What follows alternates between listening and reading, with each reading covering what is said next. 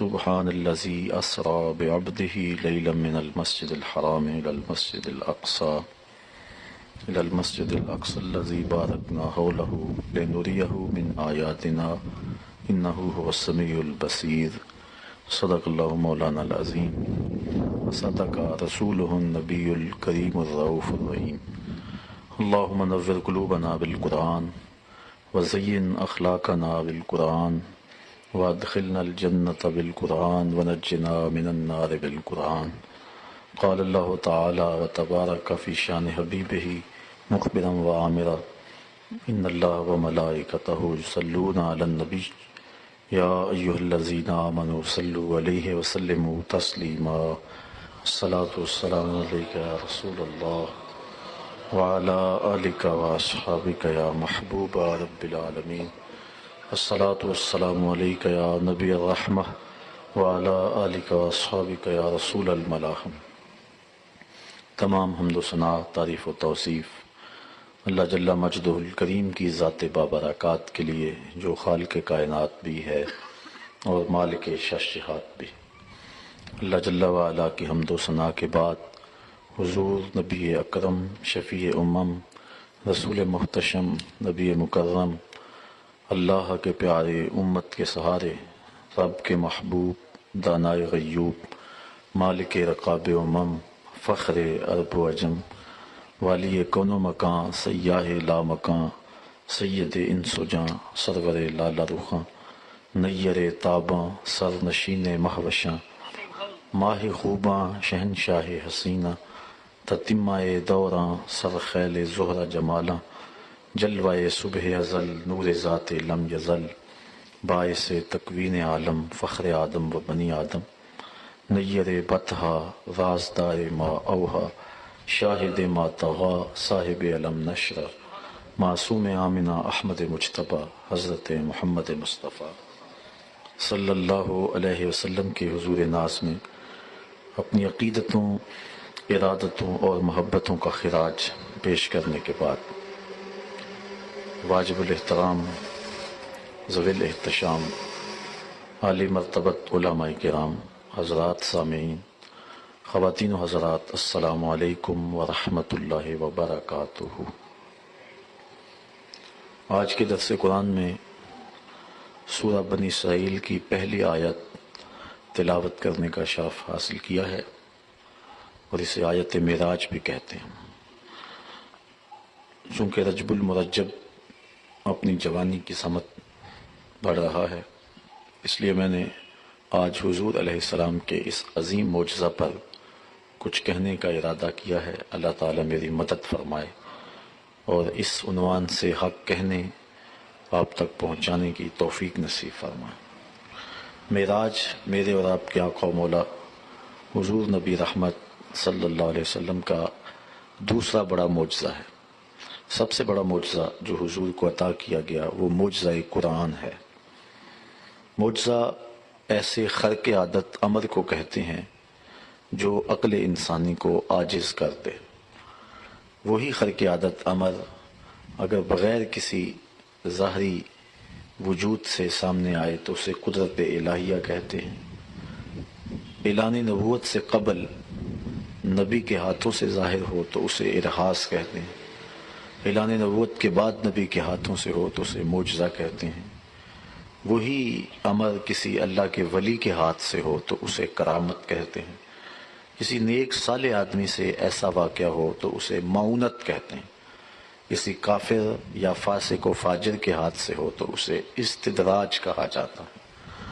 معجزے کے حوالے سے عادت باری تعالیٰ کچھ یوں جاری رہی ہے کہ جس دور میں جس چیز کا بانک پن ہوتا تھا معجزہ بھی اسی قبیل کا دیا جاتا تھا۔ اگر سنگ تراشی کے فن کا عروج ہے تو حضرت صالح علیہ السلام کو اللہ تعالیٰ نے یہ معجزہ دیا کہ انہوں نے زندہ اونٹنے نکالے۔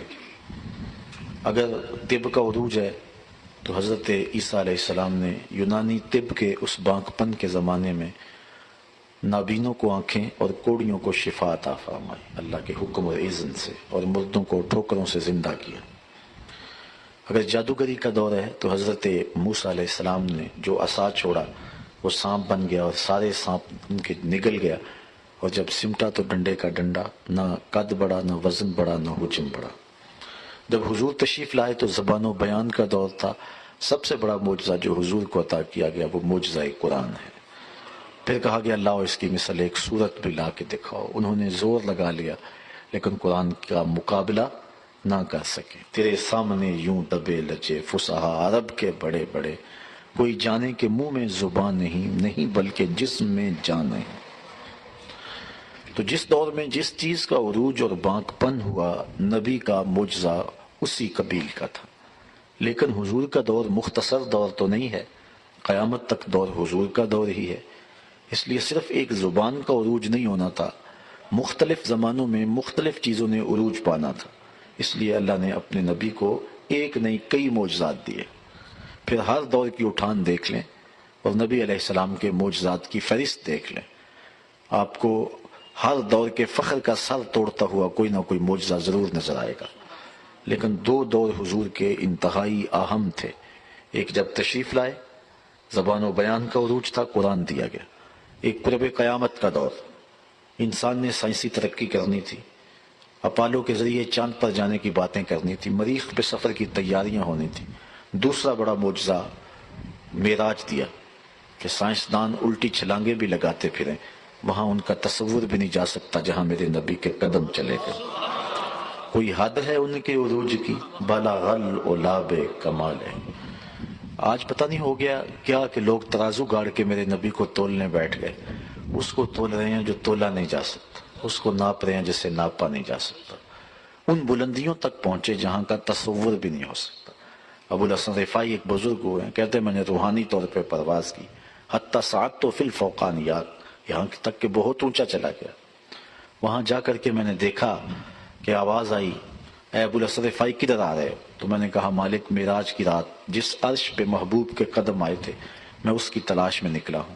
تو آواز آئی ارجع لا وصول لک، ابو الحسن پلٹ جاؤ، تم کروڑوں سال بھی پرواز کرو، جس عرش کی چھاتی پہ محبوب کے قدم آئے ہیں وہاں تمہارا خیال بھی نہیں پہنچ سکتا۔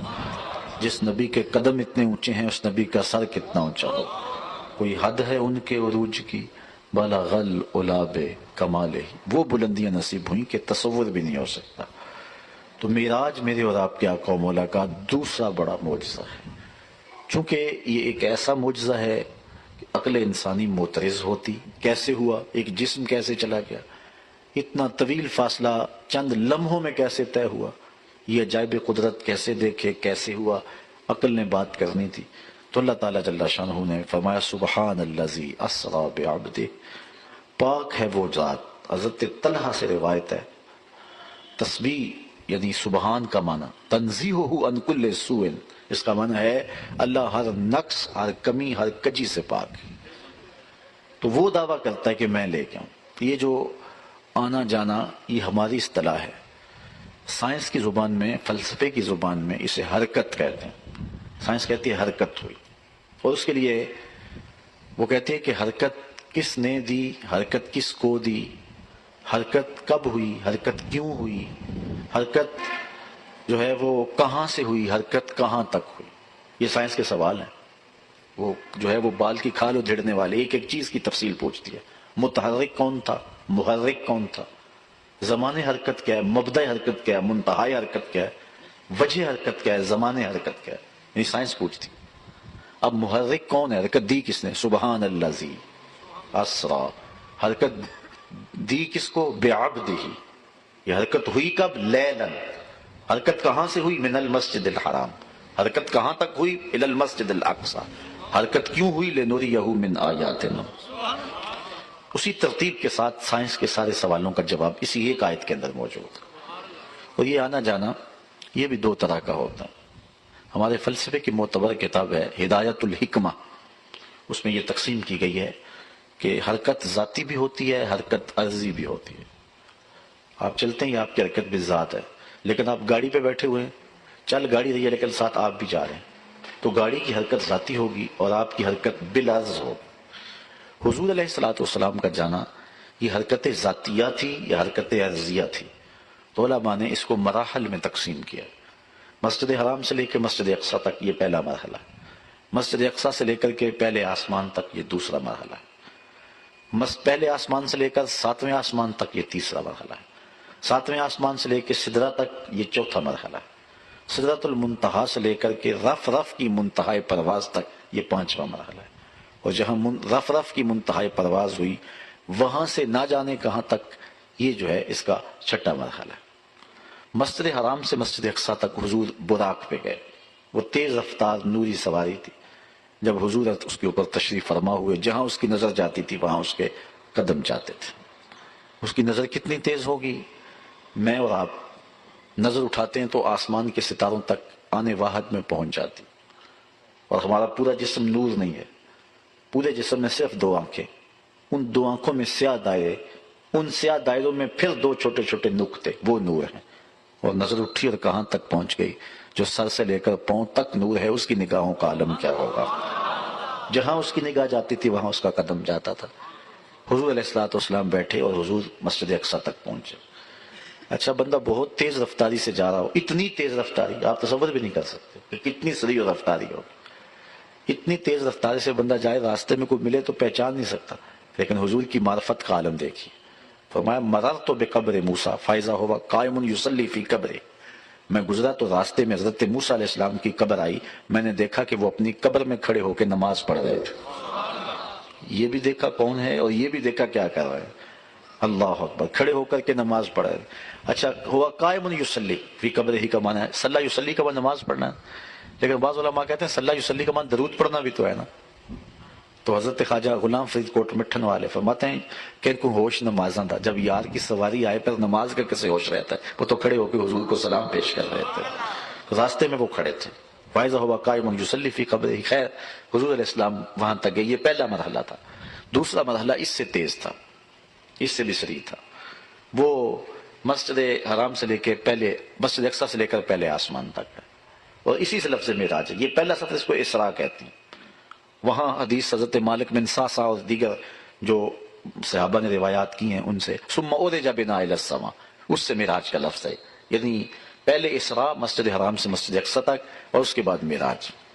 پھر حضور علیہ الصلوۃ والسلام وہاں سے ایک نور کی سیڑھی آئی جس پہ حضور تشریف فرما ہوئے اور حضور چلے گئے، یہ دوسرا مرحلہ۔ نور کی سیڑھی آئی جس پہ حضور تشریف فرما ہوئے اور حضور چلے گئے، یہ دوسرا مرحلہ تھا۔ اللہ اکبر، پہلا مرحلہ براق پہ، اور پھر مسجد اقصیٰ میں نبیوں کی امامت۔ اللہ اکبر، ذرا غور کیجئے، کوئی ہے جو میرے محبوب کی عظمت کو چھو سکے؟ سارے نبی پیچھے کھڑے ہیں، امام بن کے حضور آگے کھڑے ہیں۔ اور مجھے بتائیے امامت کا حقدار کون ہوتا ہے؟ عالمہم بسنہ ثم اورعہم ثم اسنہم ثم احسنہم وجہا، یہی ہے نا، فقہاء نے یہی بیان فرمایا نا کہ امامت کا حقدار کون ہوگا؟ جو زیادہ عالم ہوگا، اگر سارے عالم ہیں تو جو زیادہ متقی ہوگا، اگر سارے متقی ہیں تو پھر جو زیادہ عمر رسیدہ ہوگا، اگر سارے عمر رسیدہ ہیں پھر جس کا حسن سب سے بڑا ہوا ہوگا۔ اللہ اکبر، یہ ہے امامت کا۔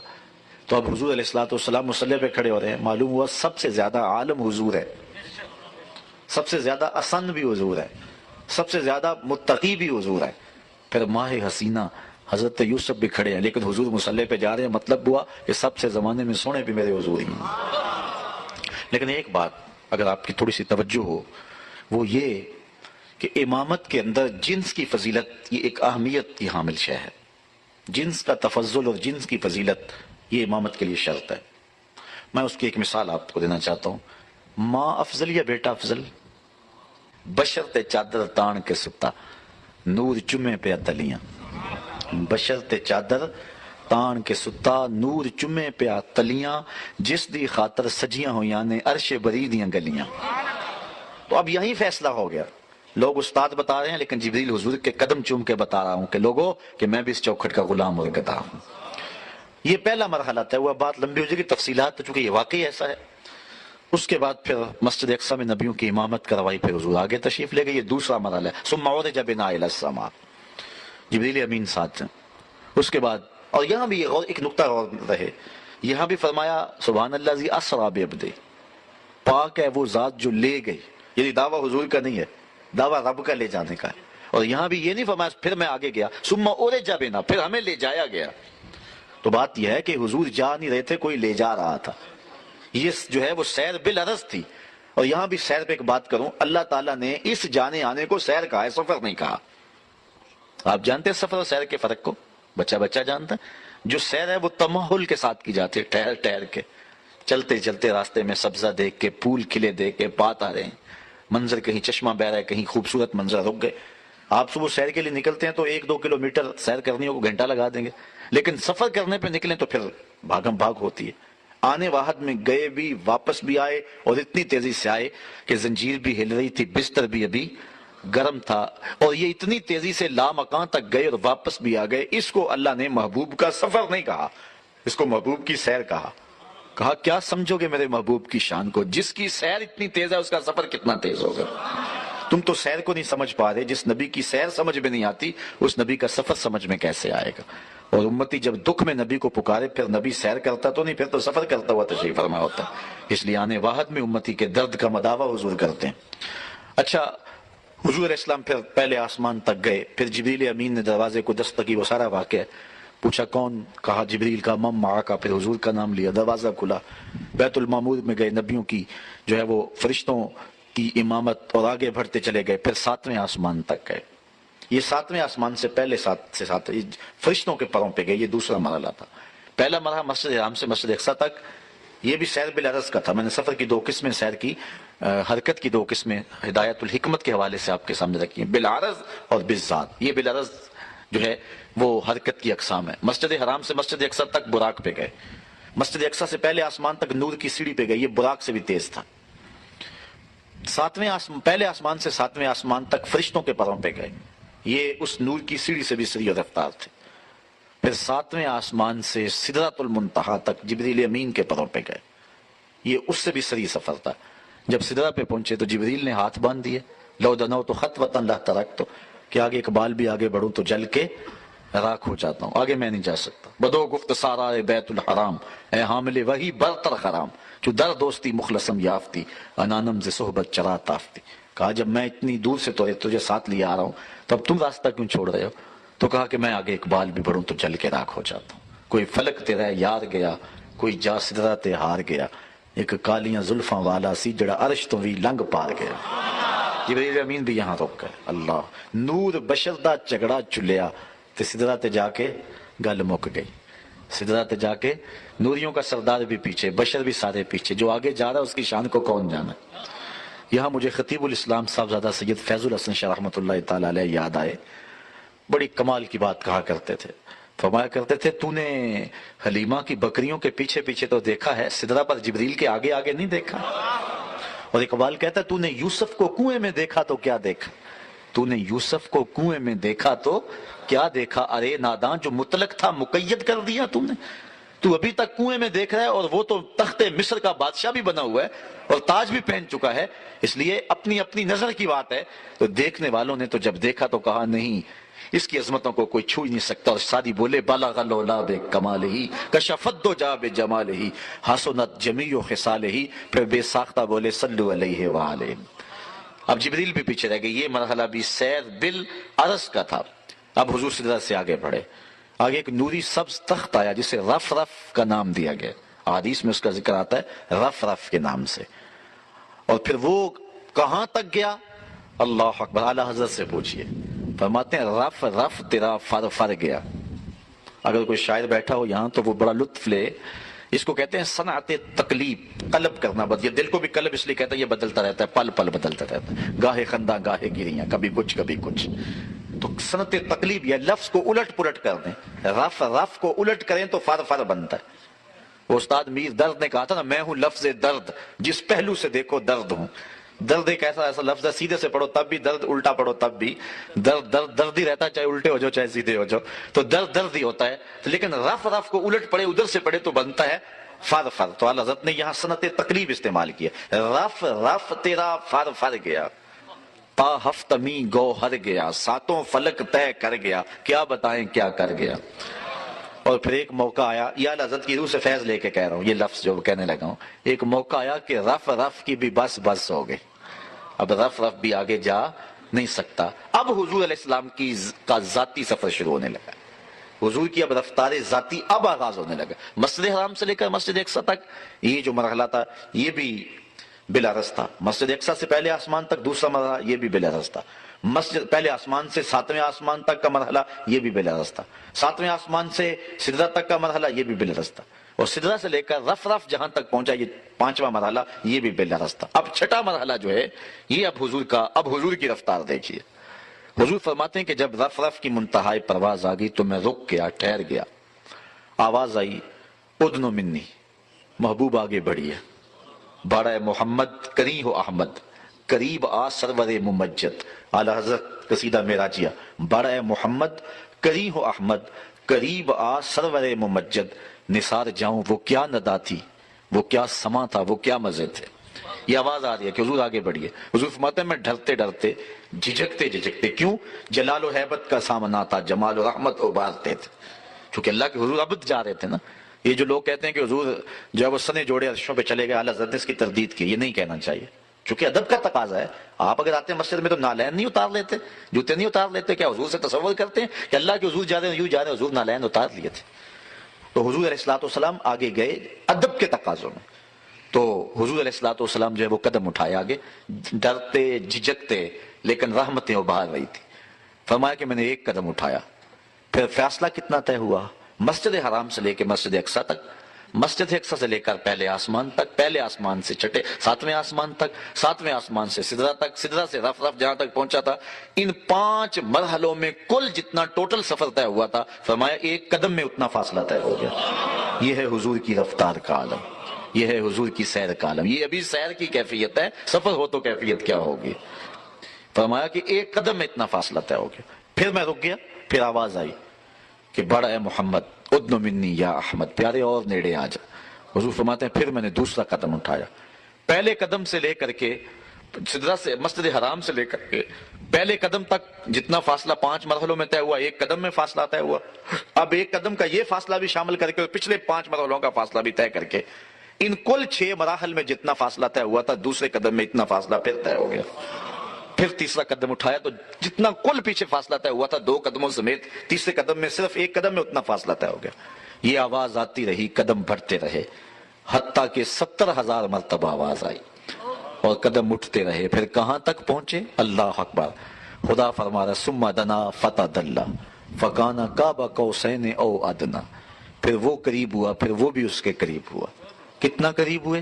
اللہ تعالیٰ ارشاد فرماتا ہے کہ جس طرح 2 کمانوں کا فاصلہ ہوتا ہے، جس طرح 2 کمانوں کا آپس میں فاصلہ ہوتا ہے، ایسا فاصلہ ہوا۔ حضرت علامہ جلال الدین سیوطی نے تفسیر جلالین میں فرمایا، آپ فرماتے ہیں کہ یہ سمجھانے کے لیے ہے، یہ تفہیم کے لیے ہے، ورنہ اللہ تعالیٰ نے آگے جا کے فرمایا او ادنا، یہ تمہیں سمجھانے کے لیے فاصلہ بتا رہے ہیں، لیکن فاصلہ تو اور کم رہ گیا تھا، اور زیادہ قریب ہو گئے تھے۔ اب کتنے قریب ہوئے یہاں مجال نہیں ہے۔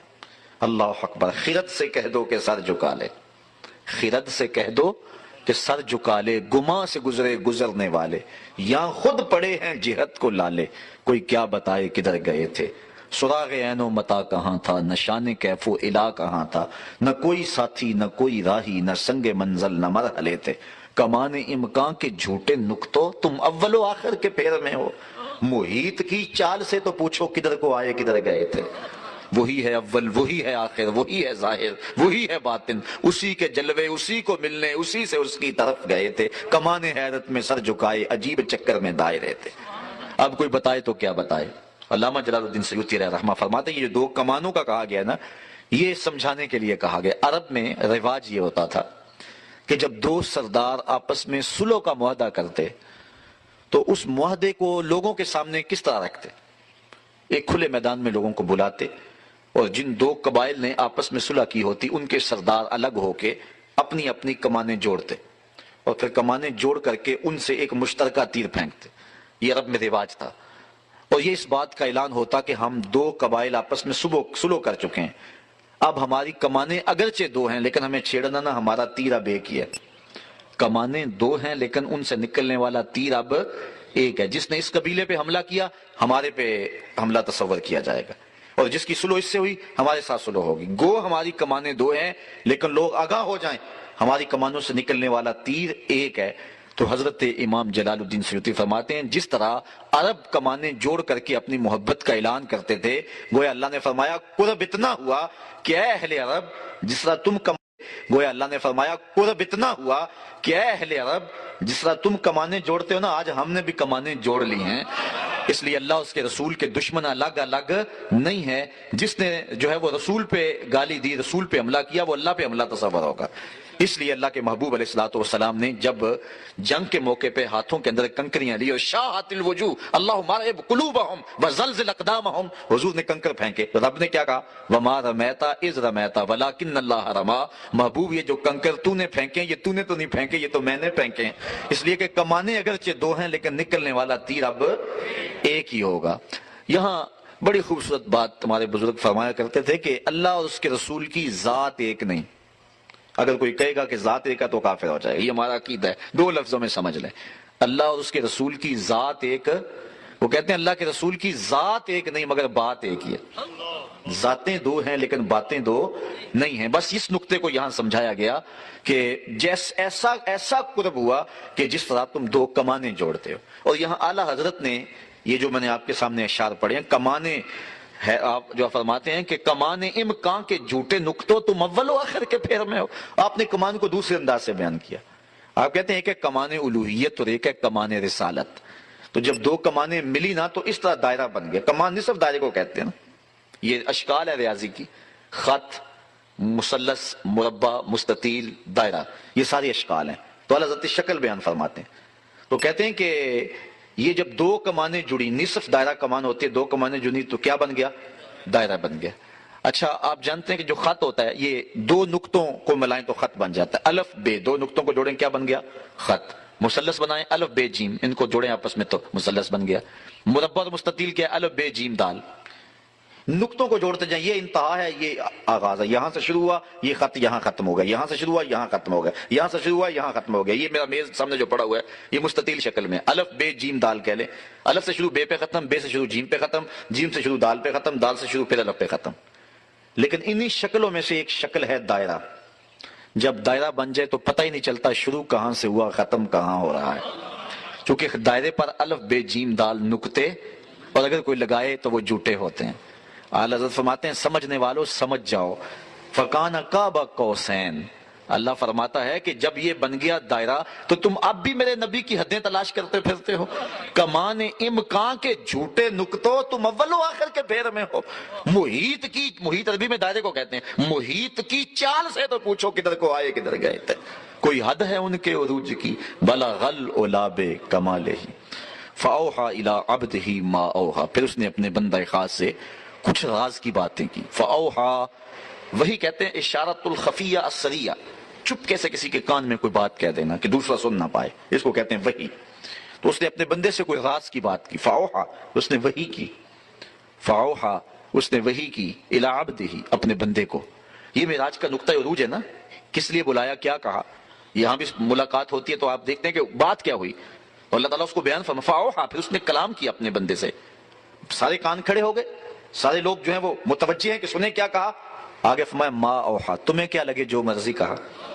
اس کو مبہم رکھا، بیان نہیں کیا۔ فاوحا، یہاں تک بیان کیا، اس نے وحی کی الی عبدہ، اپنے بندے کی طرف، بندہ خاص کی طرف۔ سارے کان کھڑے ہو گئے، کیا وحی کی، کہا ما اوحا، جو بھی کی، جا کرنے والا جانے یا سننے والا جانے، تمہیں کیا لگے، تم اتنا جانو کہ اس نے اپنے بندے کو کچھ عطا کیا، کچھ دیا، اس نے اپنے بندے کو کچھ وحی کی۔ اور علماء فرماتے ہیں 70,000 اسرار تھے، 70,000 حکایات تھیں، اور جو ہے وہ 70,000 جو ہیں وہ احکام تھے جو اللہ تعالیٰ نے اپنے محبوب علیہ الصلوۃ والسلام کو، 70,000 رموز، 70,000 اسرار اور 70,000 جو ہیں وہ حکایات جو اللہ نے اپنے محبوب کے سینے میں ودیت کی۔ اچھا ام المومنین سیدہ عائشہ رضی اللہ تعالیٰ عنہا سے ایک روایت ہے، فوائد الفوائد شریف میں ہے، کہتے ہیں ایک دن حضور علیہ السلام کا دریا رحمت جوش میں آ گیا، مجھے کہا عائشہ جو مانگنا ہے مانگ لو، جو مانگنا ہے مانگ لو۔ میں نے عرض کی حضور اگر اجازت ہو تو اپنے باپ سے مشورہ نہ کر لوں، دریائے رحمت جوش میں ہے، اور کہا جو مانگنا ہے مانگ لو، موقع بڑا اہم ہاتھ میں آیا ہے، تو اگر آپ اجازت دیں تو اپنے والد حضرت ابوبکر صدیق سے مشورہ نہ کر لوں۔ کہا جاؤ ان سے پوچھ لو۔ حاضر ہوئی دریائے رحمت جوش میں، محبوب نے فرمایا کہ عائشہ جو مانگنا ہے مانگ لو، مجھے بتایا جائے کہ میں حضور سے کیا مانگوں۔ فرمایا عائشہ حضور سے عرض کرنا کہ معراج کی قربت خاص میں اللہ نے آپ سے کوئی راز کی باتیں کی تھی، تو ان باتوں میں سے کوئی ایک بات بتا دیں۔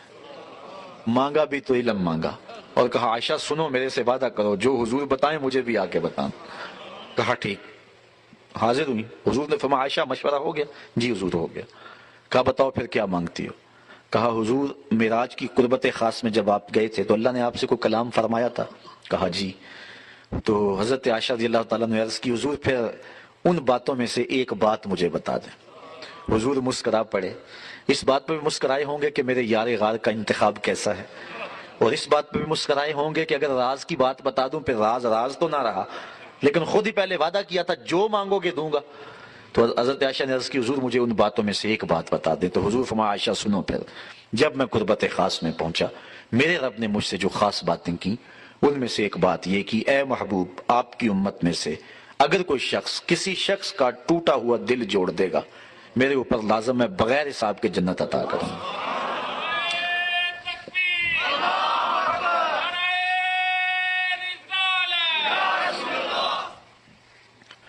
اللہ تعالیٰ پر ویسے کوئی شے لازم نہیں ہے، کوئی شے اللہ پہ فرض نہیں ہے۔ ہمارے قائد کی کتابوں میں لکھا ہے، شرح قائد میں، شرح مقاصد میں، خیالی سب کتابوں میں لکھا ہے کہ اللہ پر کوئی شے لازم نہیں ہے، کوئی فرض نہیں اللہ پر، لیکن آج خود اپنے اوپر کوئی شے لازم کر لے تو یہ اس کا کرم ہے۔ تو کہا یہ بات میں اپنے اوپر فرض کر لی ہے، لازم کر لی ہے کہ جو شخص کسی شخص کا ٹوٹا ہوا دل جوڑ دے بغیر حساب کے اسے جنت عطا کروں۔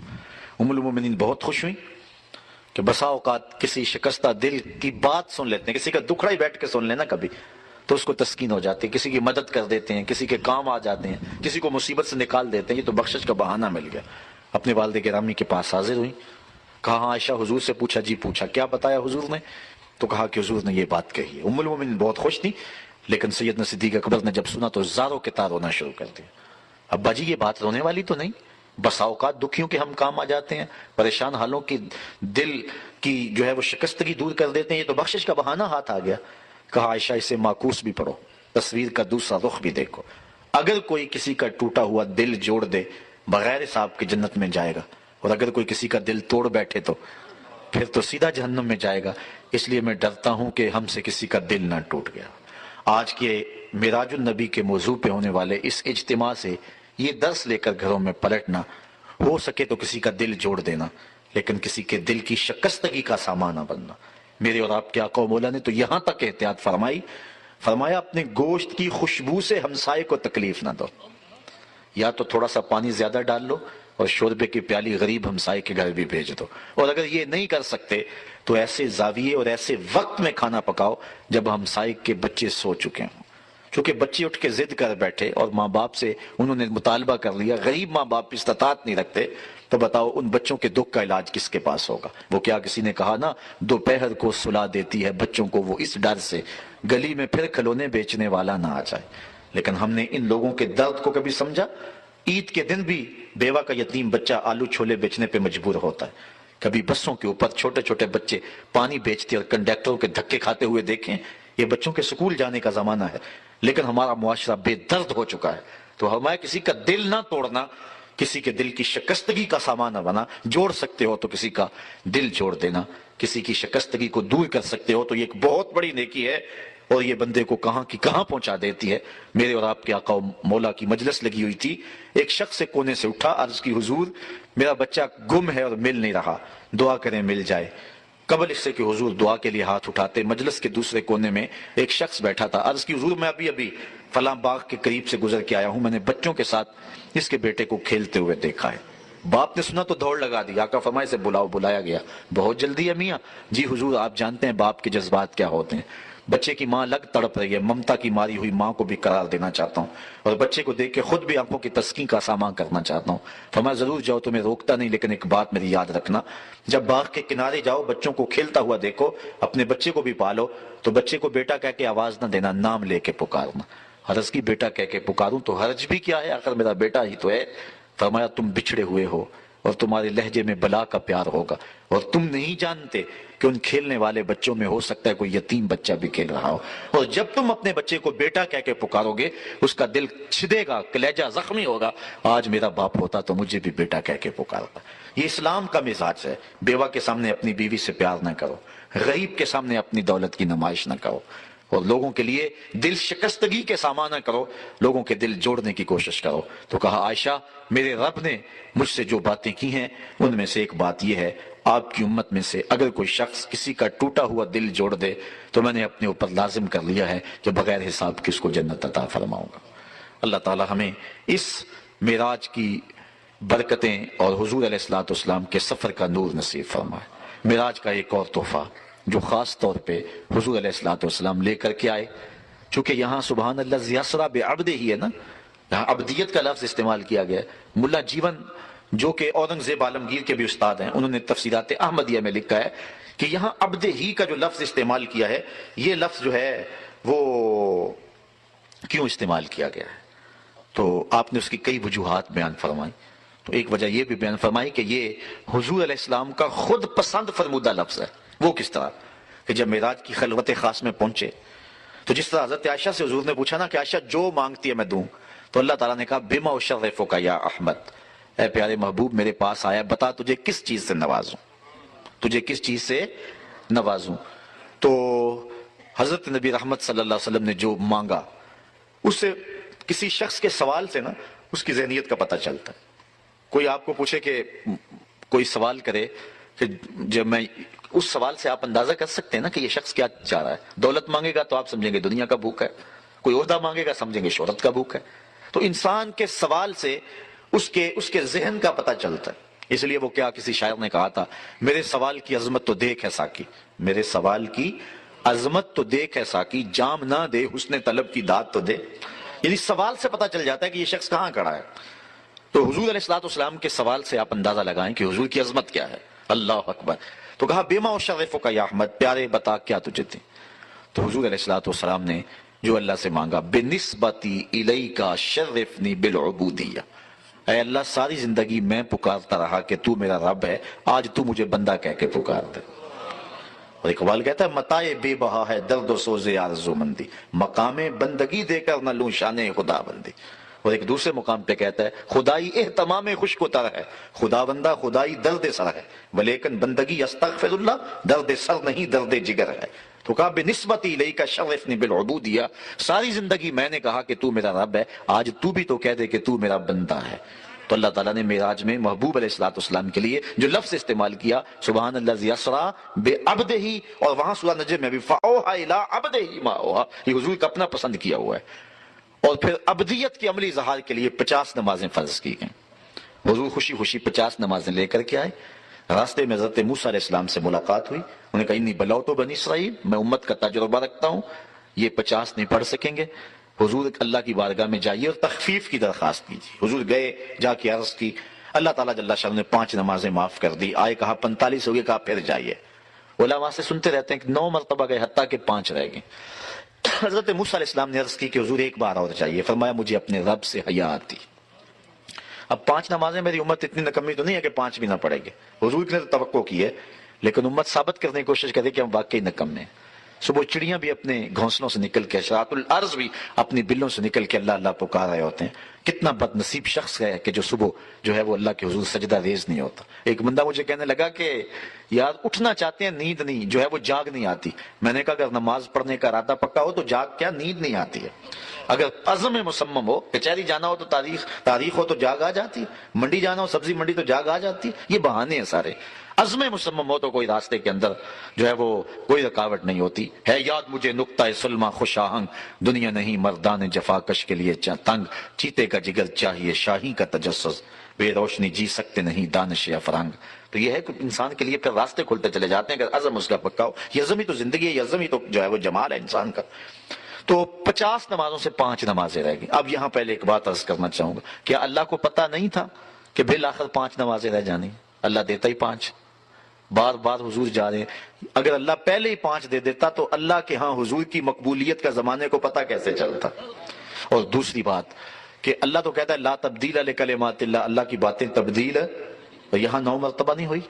تو اس کا جواب قرآن مجید سے ہم دیتے ہیں۔ اللہ فرمائے من جاء بالحسنۃ فلہ عشر امثالھا، جو ایک نیکی کرے 10 کا ثواب دیتے ہیں، اس کی باتیں تبدیل نہیں ہوتی۔ پڑھو کہ 5 ثواب 50 کا عطا فرمائے، اس لیے کہ اس کی جو ہے وہ باتیں تبدیل نہیں ہوتی۔ اب یہ نماز خاص تر تحفہ جو ہے وہ معراج کا ہے، اور حضور نے فرمایا حبب الی من دنیاکم ثلاث، الطیب والنساء وجعلت قرۃ عینی فی الصلاۃ، تمہاری دنیا سے مجھے صرف 3 چیزیں پسند ہیں، ایک خوشبو، ایک منکوحہ عورتیں، اور ایک میری آنکھوں کی ٹھنڈک نماز میں رکھی گئی ہے۔ تو حضور علیہ السلام نے نماز کو اپنی آنکھوں کی ٹھنڈک قرار دیا۔ حضرت سلمان فارسی رضی اللہ تعالی عنہ اور حضرت عثمان رضی اللہ تعالیٰ، یہ حضرت عثمان بن عفان کے علاوہ ہیں ایک صحابی، یہ اکٹھے جا رہے تھے، موسم تھا پت جھڑ کا۔ حضرت سلمان فارسی نے ایک شاخ کو پکڑا جس کے پتے زرد ہو چکے تھے اور پکڑ کے جھٹکا دیا، سارے پتے جھڑ گئے، شاخ خالی ہو گئی۔ حضرت عثمان کہتے ہیں میں نے اس منظر کو دیکھا، محظوظ ہو رہا تھا کہ حضرت سلمان نے میری جانب پلٹ کے دیکھا اور کہا اے عثمان، تو نے مجھے پوچھا نہیں کہ میں نے ایسا کیوں کیا؟ تو میں نے کہا کہ حضرت آپ بتا دیجیے آپ نے ایسا کیوں کیا؟ تو حضرت سلمان کہنے لگے کہ میں حضور کے ساتھ جا رہا تھا، راستے میں ایسا ایک درخت آیا، اس پہ زرد پتے تھے، حضور نے اس کو پکڑ کے جھٹکا دیا، سارے پتے گر گئے، میں دیکھ کے محظوظ ہو رہا تھا، حضور نے مجھے یہی سوال کیا، کہا اے سلمان تو نے مجھے پوچھا نہیں کہ میں نے ایسا کیوں کیا؟ میں نے عرض کی حضور آپ ارشاد کر دیں۔ فرمایا سلمان جس طرح میں نے شاخ کو جنبش دی اور اس پر کوئی پتا باقی نہیں رہا، جب بندہ نماز کے لیے کھڑا ہوتا ہے بدن پہ کوئی گناہ باقی نہیں رہتا، سارے گناہ جھڑ جاتے ہیں۔ اور ایک روایت میں آتا ہے جب بندہ نماز کے لیے کھڑا ہوتا ہے تو اللہ کے فرشتے عرض کرتے ہیں اے اللہ یہ تیرا بندہ تیرے حضور کھڑا ہونے لگا ہے، تو اس کے بدن کے جو گناہ ہیں وہ اتار کے ایک سائڈ پہ رکھ دیتے ہیں تاکہ یہ تیرے حضور پاک صاف ہو کے کھڑا ہو۔ تو فرشتے اس کے سارے گناہ اتار کے اللہ کے حکم سے ایک طرف ڈھیر لگا دیتے ہیں اور وہ پاک صاف ہو کے نماز پڑھتا رہتا ہے۔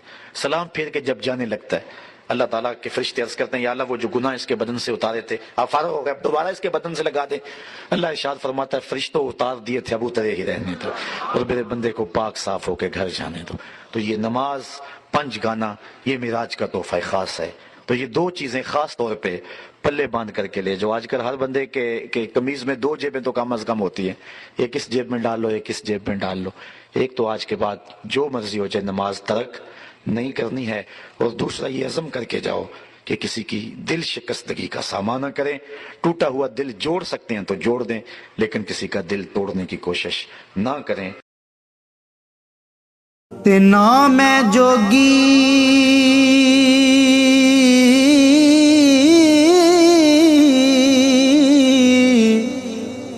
نام ہے جنگم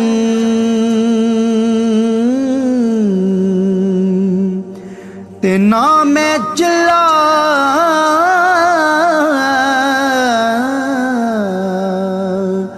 کمایا